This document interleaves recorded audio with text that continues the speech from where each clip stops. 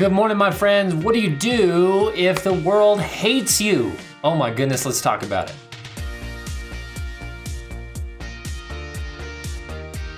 Hey, my friends, the world hating us seems kind of harsh, doesn't it? Especially when Jesus says, do good unto others with the golden rule. Well, that happens when you respond with the way that God wants you to respond, but they respond with hatred. Well, let's dive into this. I want to take you to John chapter 15. We're going to look at one verse, verse 18. Let's dissect this. Let's apply it. Let's see how we can respond in the way that God wants us to. Here we go. If the world hates you, know that it has hated me before it hated you. Okay, I want you to think about why on earth the world would hate Jesus. Why on earth would anybody hate Jesus? Let's look at his track record, okay? Let's look at what he did, because obviously it has to be in the actions, right? Well, not really, because he preached hope, he delivered healing, he got rid of all oppression and all struggles for those who came to him. He was kind, he was generous, he was loving, he was gracious, he was merciful. He taught the words of God. I mean, what did Jesus do for people to hate him? Well, there's only one thing I can come up with. Jesus upset the establishment. There were a lot of things in play that were happening for the benefit of those who were preying on others. And when I'm saying praying, I'm not talking about folding the hands and talking to God. I'm talking about what happens when a predator pounces on its prey. Jesus upset the establishment because the establishment at its core was corrupt and wicked.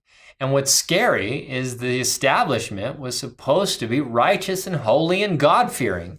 And Jesus exposes that they're anything but. When we think about what God has called us to do in the golden rule, when he says, treat others the way that you want to be treated, it's a reminder that our actions and our lifestyle and the way that we are to engage with culture is not reactional in the sense that if somebody does bad to me, I will do bad to them. Not the traditional eye for an eye and tooth for a tooth, although there's a lot of things we could talk about in regards to that. But here's the bottom line. We respond with love, we respond with generosity, we respond with kindness. Jesus was willing, even in the face of all of his persecution and all of his opponents trying to overwhelm who he was, he never backed down. He was always faithful to what he wanted to accomplish, and that was to bring us life and freedom and hope and liberty and grace and mercy. And when we say we follow Jesus, we need to be committed to the same principles. In fact, sometimes it's going to cost when you do unto others as you would have them do unto you. See, doing unto others doesn't mean that they will do it to you. It's just that you do it so that they can understand it and model it. That's the true element of discipleship. But sometimes when you upset the establishment and when you ruin the devil's plan, so to speak, hatred is the response. And Jesus says, if they hate you, then do not be overwhelmed, do not feel downtrodden, do not put yourself in a position where you want to give up. Realize this, they hated Jesus first. Now here's the good news. Jesus overcame, and if you are faithful to him, he will give you the victory. So today, my friends, I want you to realize that just because you do good unto others does not mean that they will always love you. In fact, sometimes it upsets the establishment and gives you the reverse.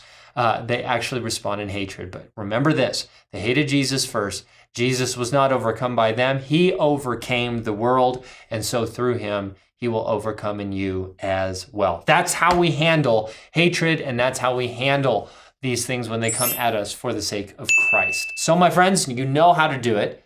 Now we have to live in it. So I pray that you would be bold. I pray that you would be confident. I pray that you would keep up the good fight and fight till the end to be good to others and to do unto them as God would have you to do for his glory, even if the response isn't what you wanted.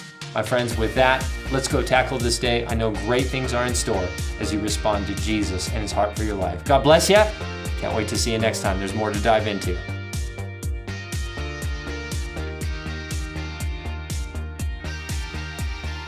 My friends, Breakfast with Bradley is making a powerful difference, and you are part of that. If you would consider joining with us financially to reach more people, go to our Patreon account and sign up, and my friends, will make a powerful difference in all those who want to hear. Thanks for being part of us. God bless you.